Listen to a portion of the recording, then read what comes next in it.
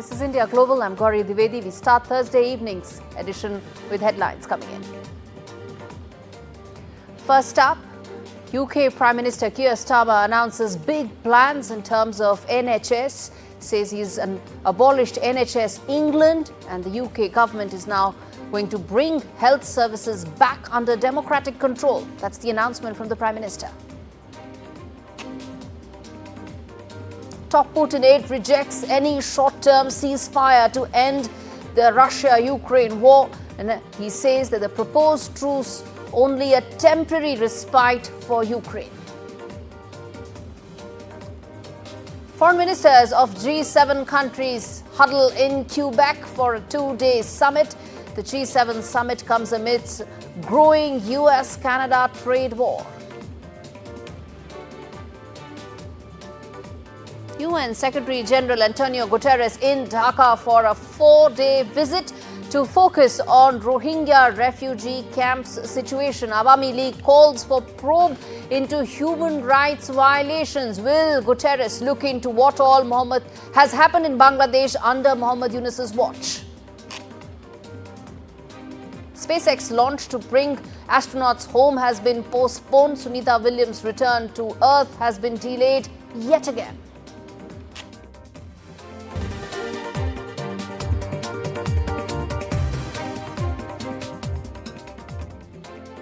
Breaking news coming in at the top of the show. From the UK, where Prime Minister Keir Starmer has announced the abolition of NHS England, promising to refocus the health service on patients and frontline care. Speaking to a packed audience, Starmer slammed the duplication of bureaucracy, revealing that NHS England's operations were costing taxpayers billions every year, around £200 billion. Actually, some figures suggest. The funds, he insists, should be redirected to critical services like nursing and patient care. NHS England has become an arm's-length body that drains resources, Starmer declared, and Health Secretary voiced strong support, calling the move a necessary step after the disastrous 2012 reorganisation. To our allies on many occasions about the situation in Canada. On the question of tariffs, obviously, like everybody else, I'm disappointed to see global tariffs in relation to steel and aluminium. All right, disastrous 2012 reorganisation had left waiting time soaring and patient satisfaction at a historic low. The decision follows a series of high-profile resignations, including NHS England's chief executive, Amanda Pritchard. The controversial overhaul comes just months after Starmer promised a 10-year plan to address the NHS's ongoing crisis in September, with COVID recovery, treatment backlogs and industrial strikes hanging over the system. While critics may question the wisdom of dismantling the national institution, Starmer stands firm. And what really is this reorganisation all about? How does it impact patients? How does it impact the taxpayer is really the key question. And let's get in Radhika Iyer to really decode that for us. She's joining us live from London to tell us what this means. Radhika, explain to us, decode for us the significance of this decision and how it, if at all, it impacts patients. Yes, sure. So this is a decision that's just come in about an hour ago from 10 Downing Street.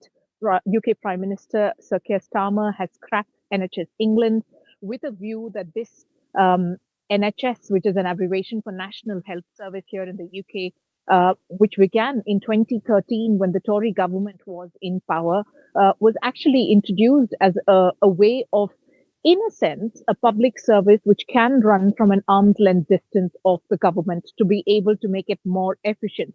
It turns out, according to the existing Labour government, which at the moment is in power, that this has further burdened the exchequer, the state exchequer, and that the mismanagement of NHS England, according to Labour, is one which it deserves or aims to sort of now fix or put corrective measures into place.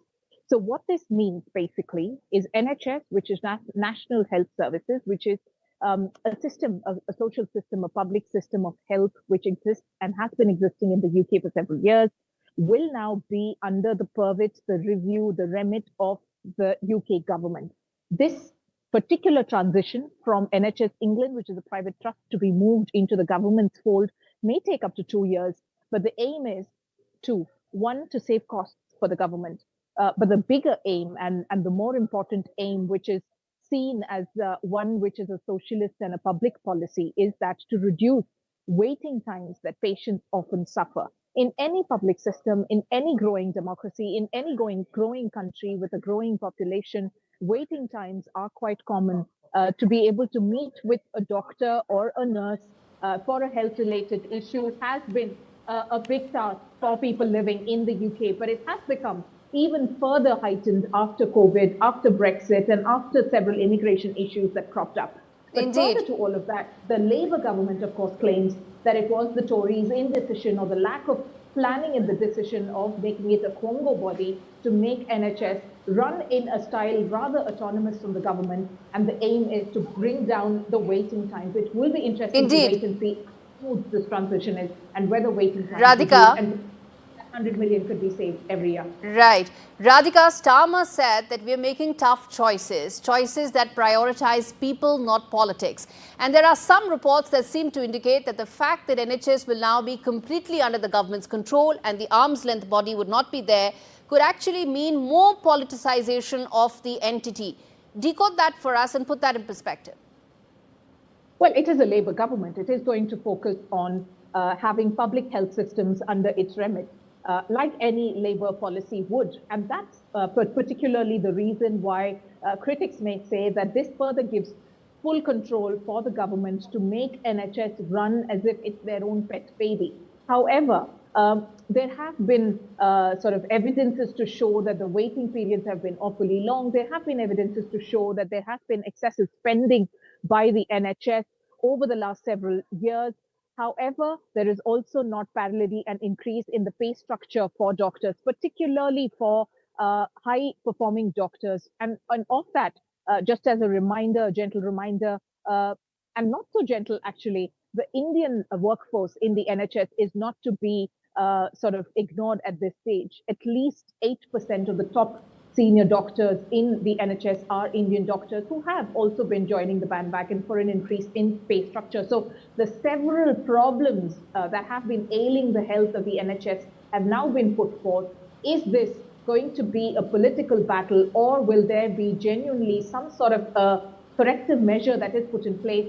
It's going to take time though, because the transition itself could take up to 2 years for the change to be seen and for the government to take full control. All right, we leave it there, Radhika, but thanks so much for joining us from London. But a very important piece of information that Radhika was just giving right now, which is, viewers, that the transition towards this new change and the new reorganization could take some time, and that is likely to have an impact on patients and, of course, on all that. Let's put some of those graphics on screens to really tell what is it that NHS is all about, why it's important, and why it impacts every one of our viewers watching this broadcast in the UK right now, which is that the NHS transition, when it happens, that Keir Starmer just announced, will take some time. It could be 18 months, it could be 24 months. And during that period, how the uncertainty could have a certain impact. Not the quotes, but the graphics pertaining to what NHS is all about.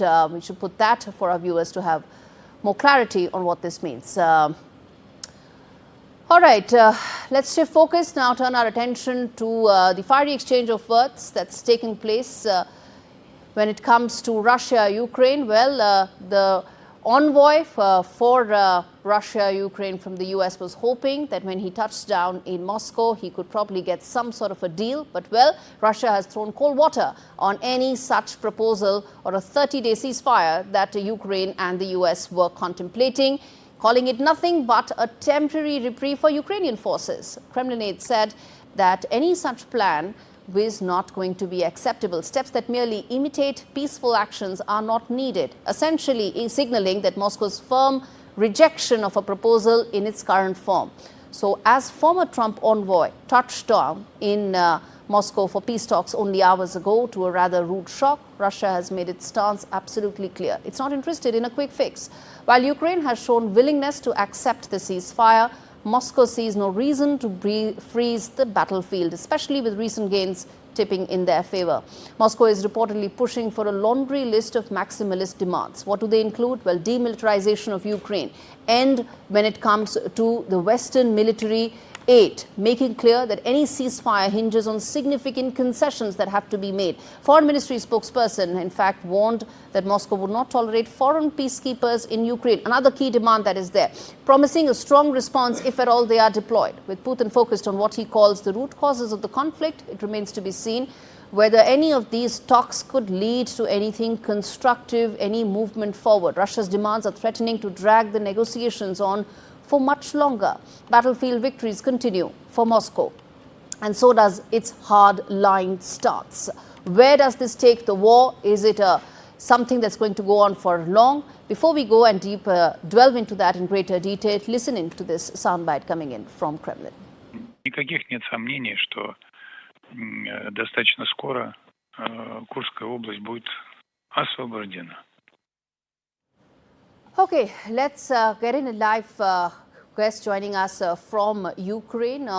Olya, who's the head of the Foreign News Desk, is joining me live from Ukraine. I also have Fred Weir, who's a senior journalist from Russia, to really decode what this means for the two sides, and Mr. Brahmachelani, who is a strategic affairs expert. Before we get the two sides of this war, let's start with Mr. Chelani to really get a sense of what this entire issue at this stage looks like. Mr. Chelani, the fact that the Kremlin aide has rejected any possible 30-day ceasefire options that were on the table indicates that there could be more back and forth on this.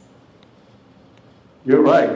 It's been the Russian position for long that they will not accept a temporary ceasefire. So it's not a surprise that Russia has poured cold water on the U.S. proposal. In fact, Russia has little incentive to stop the fighting while it's making advances on the battlefield. In fact, even in Kursk, the little sliver of territory in Russia that Ukraine had occupied, in recent days, the Ukrainian forces have been in retreat. Russia has now reoccupied Shudza, which was the logistical hub for Ukrainian forces. So given this background, and given the fact that the momentum is in favor of the Russian forces, clearly Russia is in no mood to accept a temporary ceasefire. If it's going to be a resolution of the conflict, a regular ceasefire, it would be a different matter. But I think it's more interesting to look at why the Trump administration is pushing for a ceasefire. Trump has portrayed his effort to end what he calls a savage conflict in Ukraine in altruistic terms. He says for the good of the world. In reality, Trump is seeking to cut America's losses and prioritize the China challenge. This war, far from advancing the U.S. objective to degrade Russia's military power and derail its economy through unprecedented sanctions and military aid to Ukraine, yes, is distracting the U.S. from more pressing challenges and promoting an unholy China-Russia alliance against America. So Trump wants to end this war so that the U.S. can focus on its priority area, which is the Indo-Pacific. Yes. And so it's in America's interest to see an end to this war. Let's put that to some of the other panelists on the show. Fred, respond to what Mr. Chelani just said, and a very valid point, which is that the momentum is in Russia's favor. It wants to extract the maximum possible it can out of these talks, which is why any ceasefire is unlikely to be accepted. Yes, and as he said, it's no surprise. The Russians have made their position very clear, for at least since January, about this. And they are gradually winning on the battlefield. It's a horrendous war. It's incredibly costly on both sides. But as you can see, I mean, in today's headlines, the Ukrainian salient in Kursk is collapsing. So the momentum is on the Russian side, and mathematics overwhelmingly favor Russia in a war of attrition. So I'm a little surprised that but isn't the onus of trying to get some sort of a peace deal with Russia now, given that they've made some deals on the table, they've put some frameworks on the table for Mr. Putin to now evaluate? You know, it seems like, and it's too soon to say, we don't know. These talks in the Kremlin are still ongoing, but it seems like they simply came, Stephen Witkoff simply came with a ceasefire proposal. Stop shooting now. That was going to be a non-starter. The meeting itself could be a non-starter actually, because he touches down on Moscow and realizes that the proposal he had in hand to negotiate and to talk with Mr. Putin is now something that's unacceptable to him. Alwell, respond to that. Where does that leave Ukraine in the midst of these hardening of stance by Mr. Putin? Well, for us, this is good evening. For us, this is an existential war. So Ukraine has no other case either to go on fighting Russia. Well, I would agree with other speakers that it was expected that Russia will not agree for the ceasefire terms that will be proposed to it. How I can say this, because I feel it every day. Though living in the western part of Ukraine, which is considered more safe, like just a few hours ago, we had an air raid alert. Each evening, Kyiv and more central and eastern cities are attacked by Russia. So they do not we can't see that Russia is ready for any kind of ceasefire. But from the Ukrainian side, we are ready for that. Though this ceasefire, it should be on just terms. And if we talk, at first we talk about temporal ceasefire, if we go on talking about the long-term ceasefire. It should be on just, it should be on the just peace, not the peace. You are saying unjust, whatever terms you are saying, there is no deal on the table, essentially. Mr. Chilani, then, we're back to zero, essentially, back to square one, isn't it? Because, whatever proposal that Mr. Steve Witkoff wanted to take to Mr. Putin has already been thrown out of the window. So what next? But look at the irony. The US comes up with a ceasefire proposal just for a 30-day ceasefire, and it seeks to impose it on Russia. It can impose its will on Ukraine, as it has done. It twisted Ukraine's arm and forces to accept a 30-day ceasefire proposal during the talks in Saudi Arabia. But you can't do that to Russia. You can do it to one of your allies.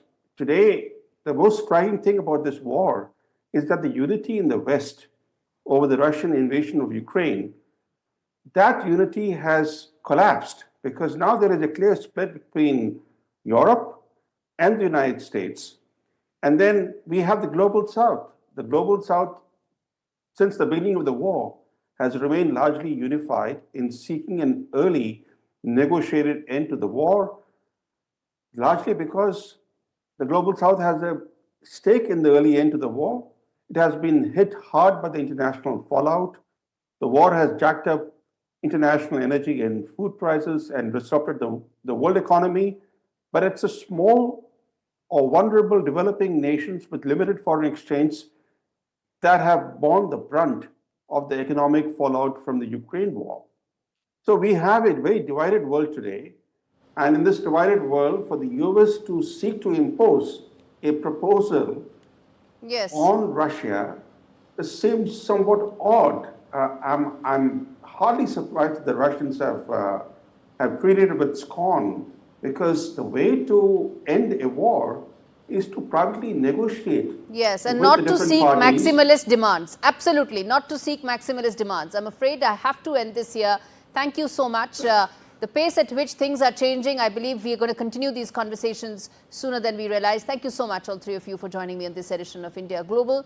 Well, bottom line, viewers, this is that in these troubled waters and murky waters of international diplomacy, Russia has tossed a new grenade into the ongoing conflict, rejecting the 30-day ceasefire proposal.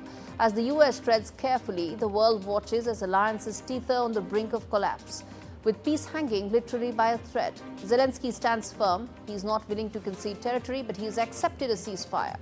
In this high-stakes game, every word is a pawn and every move could tip the scales towards disaster. With no clear end in sight, the question remains, will this war burn itself out, or is the worst, unfortunately, yet to come?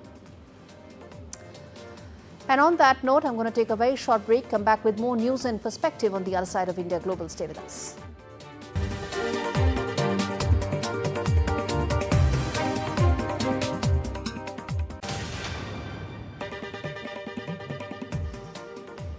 Welcome back. This is India Global. I'm now turning attention to Canada, where G7 diplomats are gathering for tense discussions as the world faces mounting geopolitical challenges. At the heart of the talks, U.S. Secretary of State Marco Rubio has briefed allies on efforts to broker a ceasefire in Ukraine, aiming to halt the 3 years or over 3 years of brutal conflict. The U.S. is pushing for an unconditional truce, but well, I just told you that Moscow is not accepting that. So what happens there would have a huge bearing on which way the G7 foreign ministers discuss this conflict going forward. But that's not the only thing that they're going to be focused on.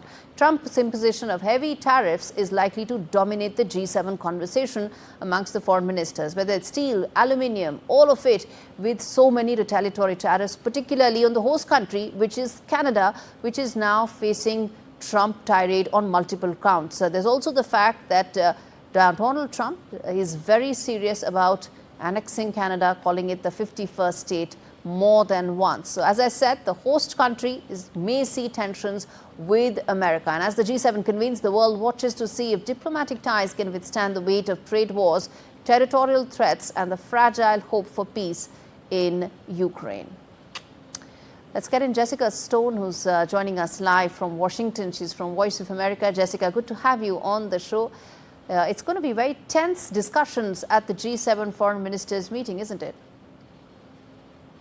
Yeah, it certainly looks that way. I mean, the essential measure of that really is whether or not they can even agree to the language in that final statement for the G7 foreign ministers. As you mentioned, Secretary Rubio in Canada at this hour, beginning meetings with the foreign ministers, and just in a few hours' time scheduled to brief them on Ukraine and the latest on those ceasefire negotiations in the context of both Europe and global peace, according to the schedule. And this comes after Russia did put those conditions on just getting to the table, saying that it does not want any foreign troops on the ground in Ukraine, and saying that it absolutely will draw a red line if the U.S. offers or NATO offers membership to Ukraine, of course, something that the U.S. has not been promising to offer. And Rubio has been on the record saying that he does not want these tensions to affect the final statement. Again, it makes it difficult to come to terms with them, though.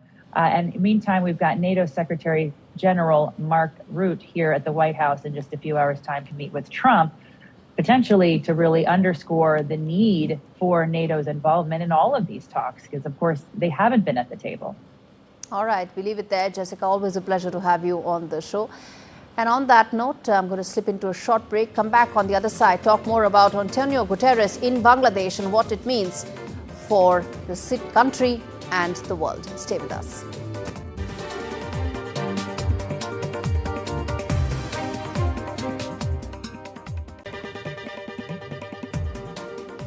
Turning attention to Bangladesh, where UN Secretary General Antonio Guterres has visited. In fact, it's cast a stark spotlight on the ongoing persecution under Mohammad Yunus's unelected interim government. While Guterres' arrival is marked by discussions on humanitarian aid to Rohingya refugees, a deeper, darker truth lurks behind the surface. The Awami League has called for an independent international investigation into widespread human rights violations in Bangladesh, which have flourished under Yunus's leadership ever since the student revolution started from 5th of August last year. Despite claims of supporting refugees, the government under Yunus has allowed violence, revenge attacks, and the suppression of religious minorities, particularly the Hindus, to thrive unchecked. And also Christians and indigenous people, women, journalists have all faced brutal clampdown with violent crimes going unpunished.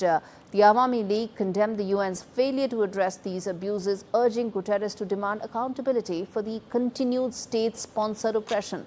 As food rations for the Rohingyas are slashed, they see their plight worsening under Yunus's leadership. The biggest question, though, remains if the international community will confront the harsh reality of Bangladesh's internal turmoil, an urgency that no amount of diplomatic goodwill can obscure.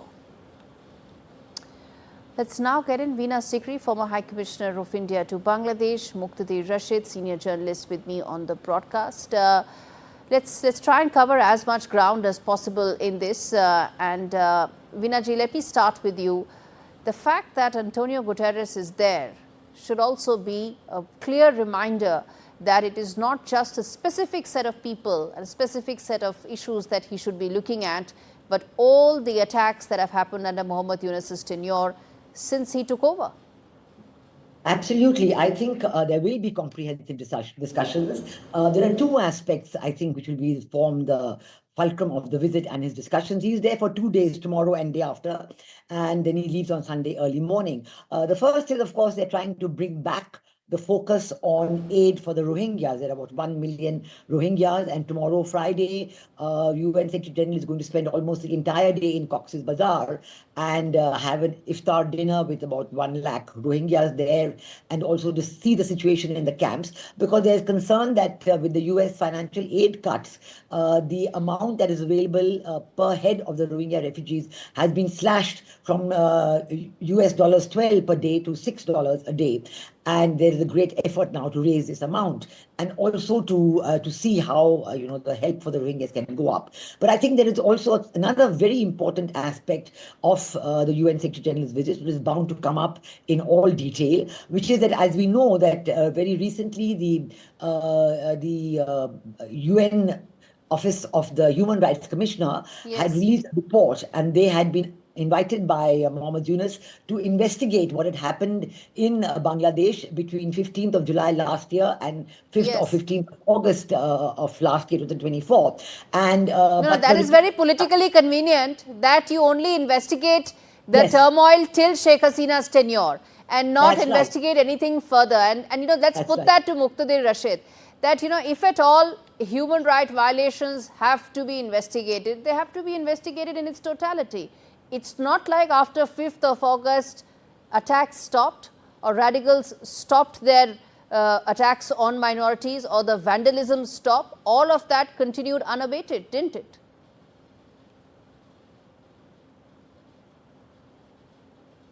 Volume. Investigation of the cases should be performed in order to show the real neutrality of UN mechanism. Well, on the other hand, I would say that the visit is a lot of for Rohingya people. They are being displaced by the military junta, and of course the human rights group are looking for the humanitarian corridor to Rakhine to facilitate Rohingya and other ethnicity, the people with other ethnicity in Arakan. But what about the Bangladesh? What about the Bangladeshi people will get out of this this large-scale visit by UN Secretary General? Are we talking about the human rights issue? Are we talking about the next election? Will Dr. Yunus discuss next election, how the election will be taking place, and what would be the consequences, what would be the formula? Mr. Rashid, and the question is, and I appreciate what you're saying, that the focus will also be on the election roadmap for Bangladesh. So Antonio Guterres will discuss the plight of Rohingyas. He will discuss the election roadmap with Mohammad Yunus. He will also discuss and wants, at least Mohammad Yunus wants, that UN should investigate into crimes that took place during the student revolution. But how come he is not supposed to look at number 4, which is the crimes that took place after 5th of August? Shouldn't he look at that as well? Of course, he should. UN should go after this, because if there is a fair investigation, it will help Dr. Yunus to say what exactly happened at that point of time. But unless it is happening, it is very difficult for future government, because whoever Dr. Yunus is not the elected government, but whenever the elected government will come, probably no one knows when the elected government will come, sir. Interim governments don't last so long, but they are lasting. Interim governments don't take major reform decisions. All that is left to the elected governments. Let's get in Veena Sikri to respond to that.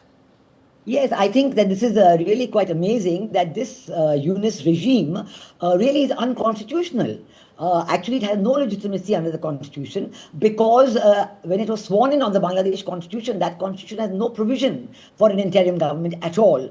But still, even if you look at the practice of the previous caretaker governments that have been there, and the Supreme Court of Bangladesh has made some provision for reintroducing that, then that government has to be neutral and non-party. However, in the Yunus regime, you see political parties. You see Islami Andolan Bangladesh, you see a member of Hizb ut-Tahrir over there, you see the Jamaat-e-Islami is playing all the role behind the scenes. It's really a Jamaat-e-Islami government. So this is a big matter of concern, and certainly the Yunus regime does not fulfill the conditions of a neutral non-party regime. But also I would like to point out that even in this UN Human Rights Commissioner report, there are two very important points there. A, it is restricted just to this period, and certainly it should be taken up that it must extend to beyond. But even on this restricted period, the conclusion of the UN Human Rights Commissioner was that from the evidence that has been provided, there is no way in which they can assign individual guilt. So that means they have clearly said that they cannot blame anybody for the happenings between 5th August and so on. But we are very concerned about the attacks on minorities that started on 5th Witch August. hunt. There's political witch hunt, targeting of minorities, and that unfortunately something that the army chief also mentioned. The army chief of Bangladesh said that. Yes, that's a very important point you have raised, and I'd like to say that UN High Commissioner of Refugees Volker Turk recently gave an interview to BBC Hard Talk, and then that he claimed, among other things, that he had told the Bangladesh Army chief that he should not intervene, otherwise he will not be allowed. The Bangladesh Army will not be allowed to go for UN peacekeeping operations. But the Bangladesh Army chief has denied it. So I do not know why the UN High Commissioner for Refugees is trying to take a political stance. And it is amazing. Muqtadir Rashid, respond to that. Respond to that why is it that this body is taking political sides? I don't think that's a political side.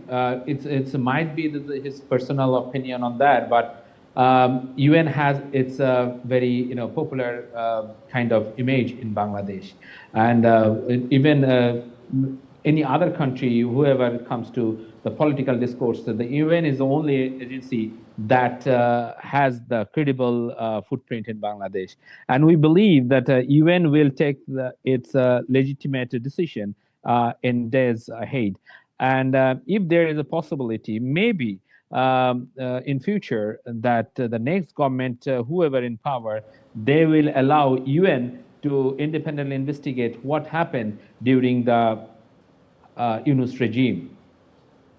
No, but every time we can't keep going back 15 years, 20 years in time, and politically convenient to not investigate what happened after 5th of August. As far as UN's credibility is concerned, Muqtadir, we can have another show on just the credibility or the lack of it as far as UN is concerned. But thank you so much, both of you, for joining me on this edition of India Global. I now turn attention to a story which really shocks and shames me, which is the alleged rape of and molestation of a 36-year-old British woman at a hotel in South Delhi's Mahipalpur area. The woman arrived in Delhi on 11th of March, had befriended one of the accused on Instagram. After meeting at the hotel, the man allegedly raped her after several drinks. She later visited a hospital on the 12th of March where she reported the incident, and she has also accused a second man, a hotel staffer, of this crime. Both men were arrested. Case has been filed, and once again Delhi is in the spotlight for not being able to protect women in this city. As I said, a shocking incident that only shames me as a Delhiite. And on that note, a quick break, more stories on the other side.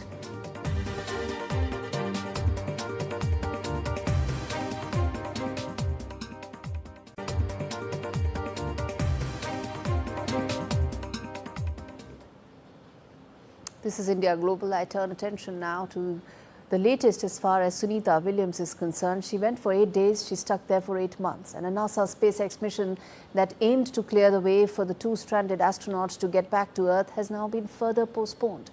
The rocket aimed to fly 4 new crew members to the International Space Station, paved the way for the return of Sunita Williams and the astronaut Wilmore. But it looks like that their delay continues unabated. What's the reason for it? How long are they likely to be there? And most importantly, what is happening to their bodies as they stay in space much longer than what they originally intended to. This report tells you the entire story in detail.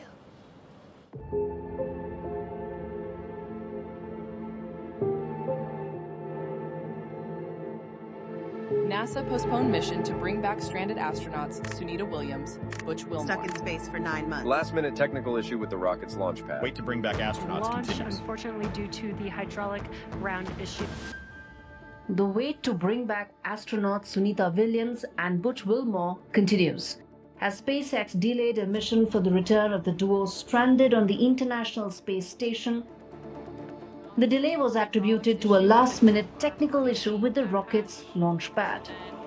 NASA's SpaceX Crew 10 is now targeting a launch no earlier than 7:03 p.m. Eastern Time on Friday. The pair has been stuck in space for 9 months as the planned 8-day stay aboard the ISS dragged on after a trip on Boeing's faulty Starliner. NASA had moved up the mission by 2 weeks after US President Donald Trump and SpaceX CEO Elon Musk called for the astronauts to be brought back earlier than the US Space Agency had planned. Williams said earlier this month that she was looking forward to spending time with her family upon returning home. However, the astronauts are likely to face some daunting challenges when they return. Experts caution that the Earth's gravity could overwhelm their weakened bodies, which have been exposed to microgravity for an extended period. They will need up to 6 weeks of intensive rehabilitation to help restore muscle strength and bone density. Both astronauts will have experienced the equivalent of 9 years' worth of radiation exposure. This prolonged exposure raises the risk of cancer and cardiovascular diseases. Williams recently said that she was trying to remember what it's like to walk.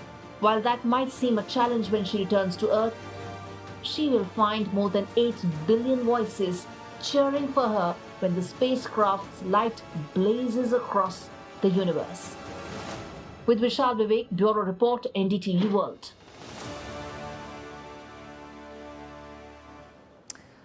All right, Dr. Ravi joins me to talk more on this. He's a former NASA scientist, a global space ambassador. So thank you so much for joining me today. And help us understand that a stay that was supposed to be 8 days is now 8 months and counting. What is the kind of impact this is having on the two astronauts? Very good question.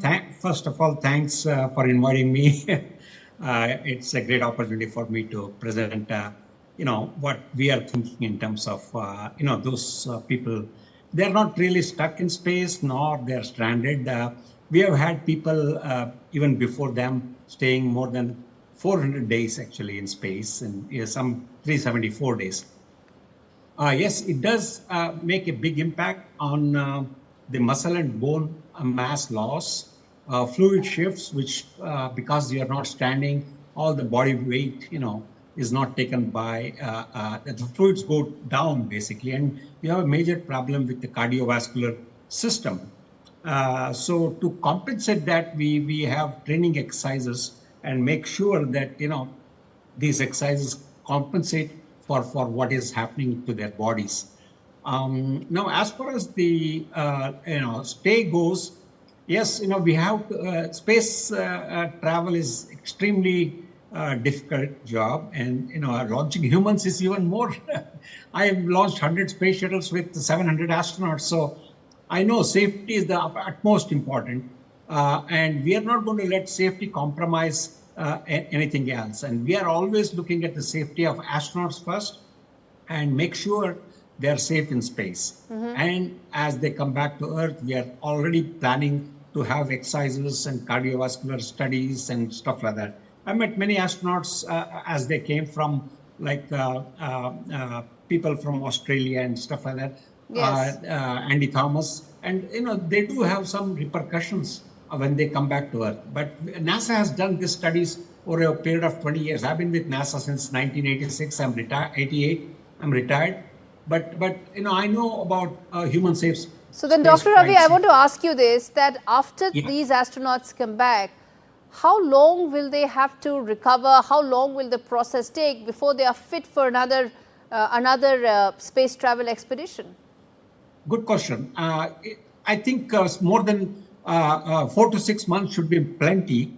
But again, it depends on the amount of muscular loss and stuff like that. So what, we need to assess how their body has been in space for these years. And we know by default, as from the past astronauts, we know by default that muscle function is a problem. So we'll do treadmill exercises, resistance exercises. We have cardiovascular problems.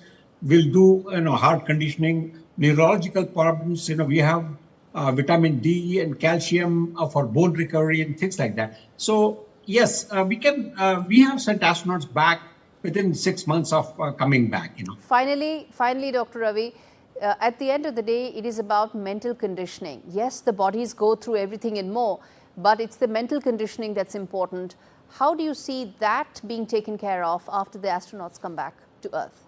Well, I think that mental conditioning will always be a problem because of their loneliness and other neurological problems. But I think, once they come to Earth, we have a lot of, support system on the ground to help them to make sure that condition is taken away. It's like isolation, basically. You come out of isolation, you have all your people, and that changes the, complexity of your problems, And also we have doctors on the ground, doctors in space. They're all continuously checked 24/7, even in space. So we know their condition as we go along every single minute of the day and night, because ISS is monitored 24/7, 365 days.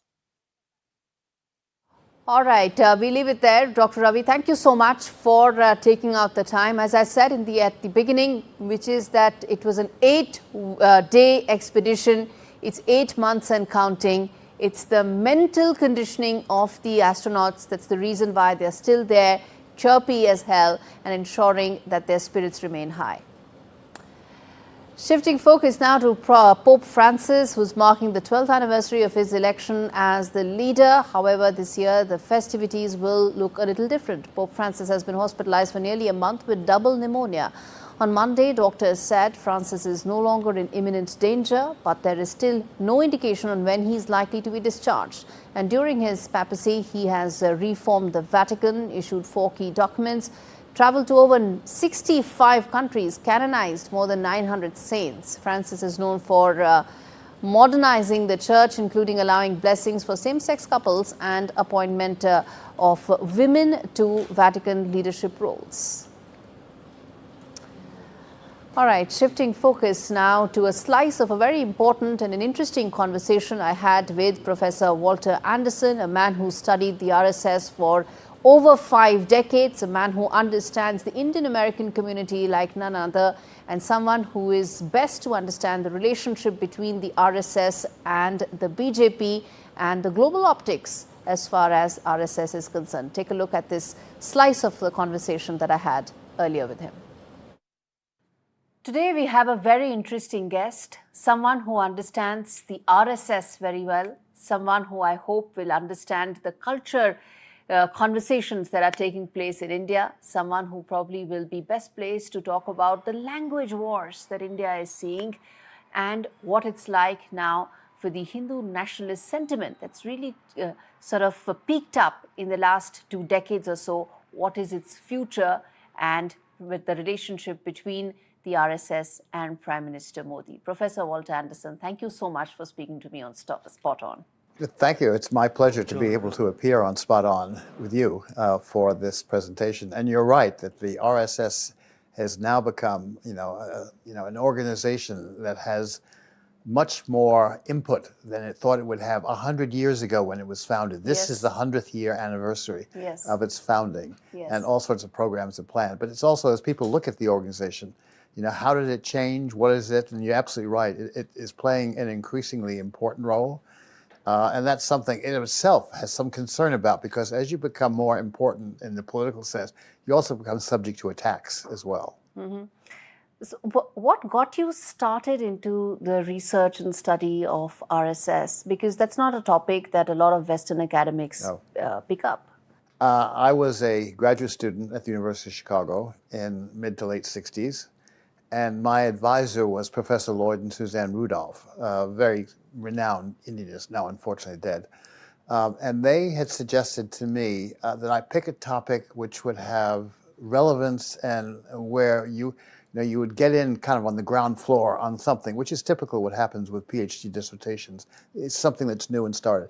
And they said, we have just seen M.S. Golwalkar, who was the head of the RSS at the time that they had a visit to India in the 60s, early 60s. And they said, we are convinced this is an organization, the RSS, that he leads, that was going to play a major role in Indian politics. It was already beginning to at the time they saw him, but they predicted it would be more. So they said, why don't you do a study?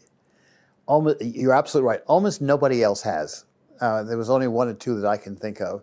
And they had difficulty getting access to the RSS to do studies about what it was all about. And so I did. I decided I changed my dissertation totally, and I had to take some courses, extra courses in Hindi, because I wasn't sure how much the people I would be interviewing would know English. So I'm glad I did. Actually, I did use some translators from the university where I was. Fellow students would say, "Oh, I'll translate for you. I'll go along."